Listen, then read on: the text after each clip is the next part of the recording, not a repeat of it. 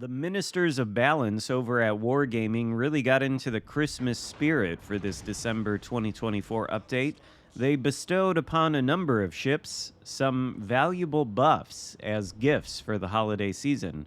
One of the recipients of these gifts was the Tier 8 Premium Greek destroyer Velos, which was a campaign ship some time ago, not too long ago actually, and upon release, I thought this ship was fairly mediocre. It's got one torpedo tube, well, not one torpedo tube, but one launcher of torpedoes that fires, I think, 5 torpedoes. To be fair, it had a very quick reload to begin with, 60 seconds. That has been buffed to 55 seconds. The torpedo speed has been increased from a base speed of 66 to 72 knots, and the torpedo detectability has been reduced from 1.4 to 1.3. So that all does improve the torpedo power, at least marginally. But when you've only got one torpedo launcher and you can only send out 5 fish into the water, it's not exactly the best torpedo power at the tier or in the game, not even close to it. And that's fine. I mean, that reload is nice. You can put these torpedoes in the water very quickly before and after the buff. But it was the gun power to me that always felt a little bit anemic. And thankfully, the Ministers of Balance sought fit to address that problem in the buff. The other part of the buff that the Velos received was to the guns. Previously, the maximum HE shell damage was 1800. The maximum AP shell damage was 2100. Both of those numbers have been increased by 200 points. So now we have 2000 max damage on HE, 2300 on AP, and the rudder shift time has been reduced from 3.9 to 3.6 seconds. Now the Velos, I think, is a design after some sort of American destroyer.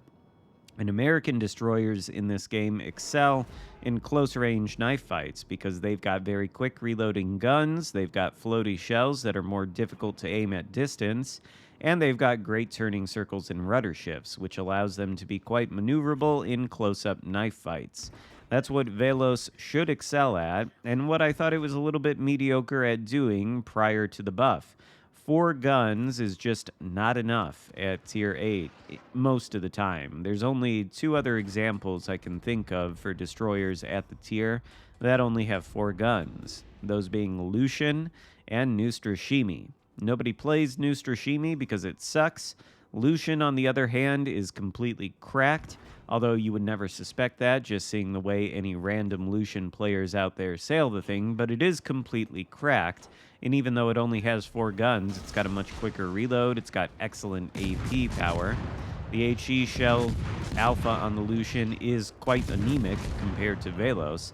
So now, that extra oomph on the HE shells should give us a little bit of an advantage, particularly since we're running Swirsky as the commander and we've got the mortar skill going.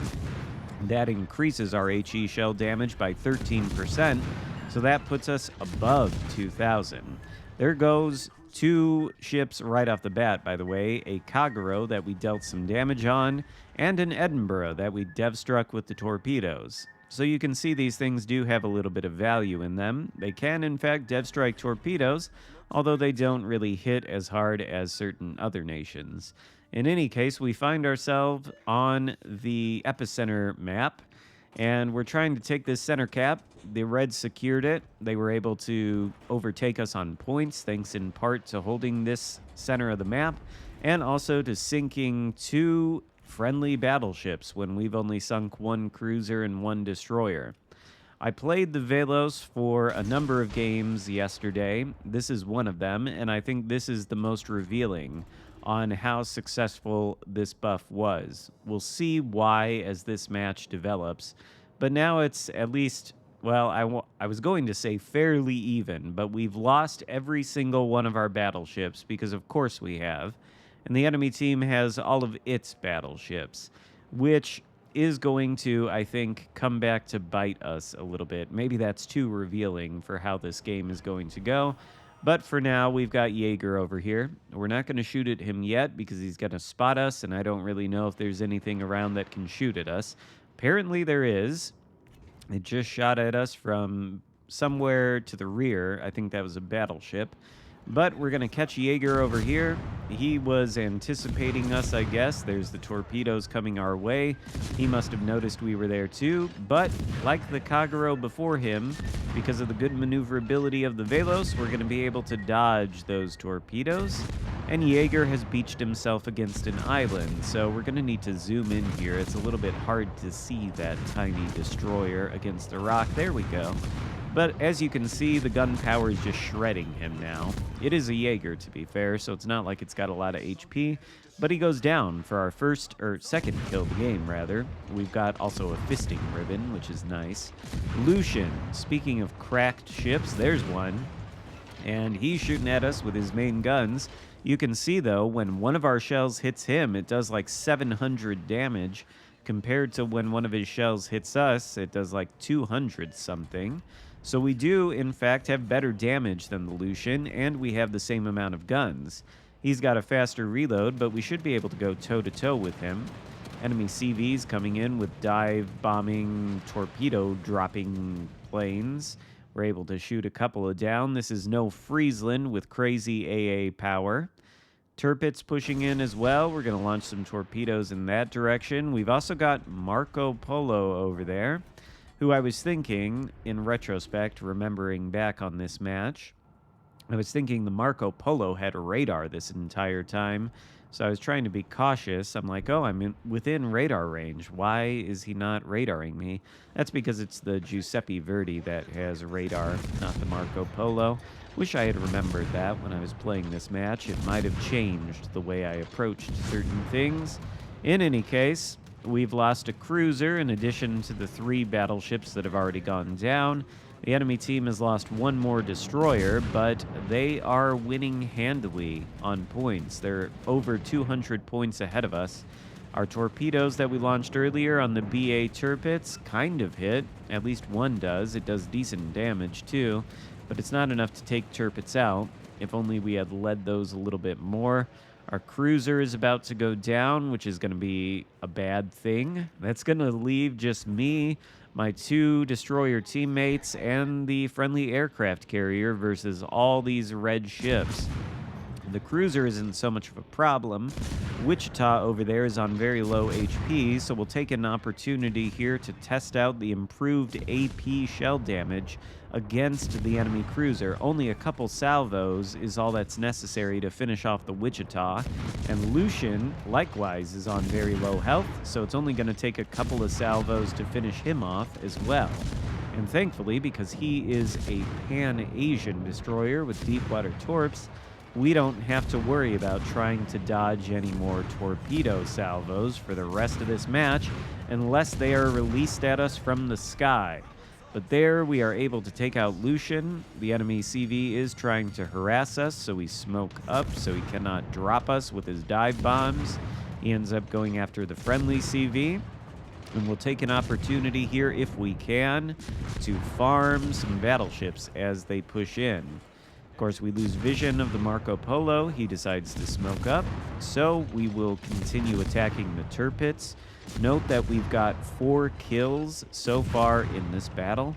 There are 4 enemy ships left alive, all of which are battleships, and they are fighting the friendly destroyers. So you would think that maybe we have the advantage here, but we've got 1 destroyer outside of the epicenter ring to the far north there. He doesn't have a lot of HP. We've got another one pushing into the center of the map who has about 2/3 of his HP. I don't know what either of them are, but you would think destroyers versus battleships, who's going to come out on top in that one? Well, this is where I think Velos is still perhaps a little bit mediocre.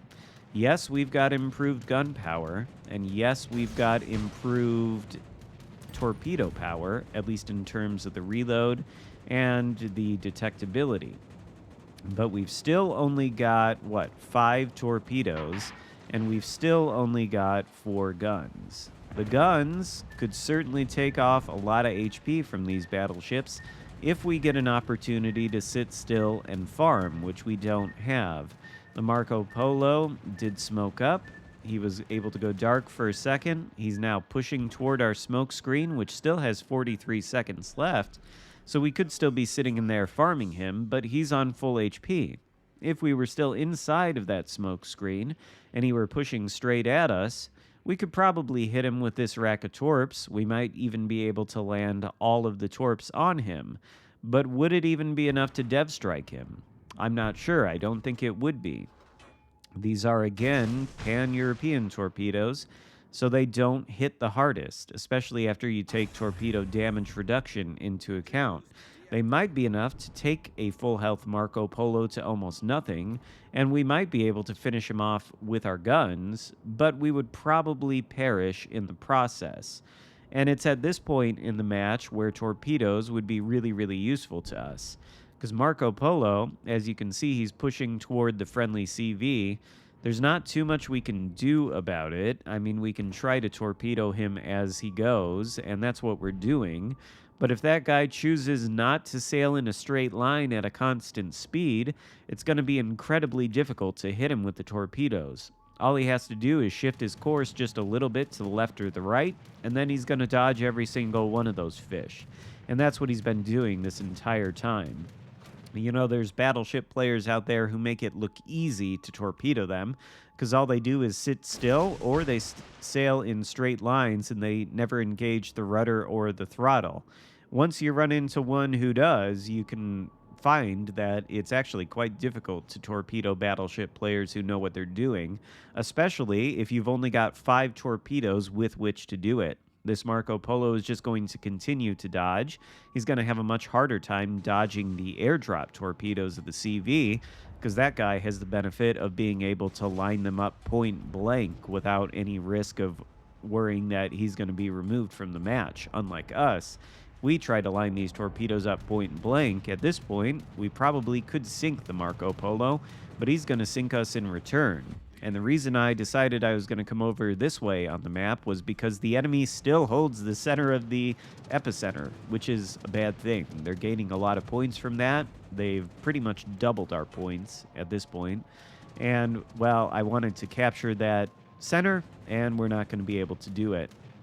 The only way we're going to win this battle is by taking out the remaining enemy battleships. And we've already seen that torpedoes aren't going to do it for the Marco Polo. Guns probably aren't either. There's just under 3 minutes left to go in this game, so maybe we can finish off the Atlantico here, who does take a shot from the friendly CV. You can see the gun power is quite decent. We got torpedoes going at his nose.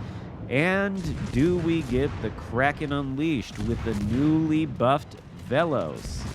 No, we get a third fisting ribbon. Not quite as good as the Kraken Unleashed, I'm afraid. What a terrible disappointment. But at least Atlantico has sunk, and now that just leaves Marco Polo and the enemy CV left alive. But there's no time to sink both of them. Marco Polo has pushed into the friendly CV, and that guy, unfortunately, is not going to be able to take the enemy battleship down. He did have some success in dropping him with torpedoes, but he just does not have enough steam left to send him back to port. And the enemy CV is pushing in toward the center of the map for one reason or another. We're actually going to be able to gain sight of him, but ominously, the points just ticked past 666 for the Reds. Ours are at 365. We have no income of points because we hold no rings of this epicenter. And so, with the CV being on here, well, he didn't come straight into the center, so we might be able to take that before the game wins. But he's at full HP. There's no way we're going to be able to take him out unless we can get some really good torpedoes on him. But even then, I don't think it's enough. The Marco Polo is going to finish off the friendly CV. There's going to be no sinking him from anybody left on this team, which is just me and a Udachi. So we're going to lose this game. And I think if we were in a destroyer that maybe had a little bit more torpedo power, then we probably could have won. This is, too, you have to remember, a team game. We do get the Confederate medal, so that, I think, should go to show, along with the almost 100,000 damage done and the 4 kills, that we did some valuable work in this match. I'm not sure that Velos would have been quite as capable of this kind of performance pre-buff. But post-buff, it still has its limitations. There still are only 4 guns. The power of them is much improved. The guns feel a lot better to use, and I think that makes the ship much more worth playing. But still, the lack of torpedo power, I think in situations like this, it can come back to bite you. We finished the game with more XP done than anybody on the winning team, but it's still a loss. And I think it might not have been if we were playing something else with a little bit better torpedo power. So in conclusion, Velos is better. I'd even call it a good destroyer now. I think it's much more worth playing, but it's still not the most powerful destroyer at the tier. Hope you enjoyed the video. If so, give it a thumbs up, consider subscribing if you haven't already, and I'll see you next time. Goodbye.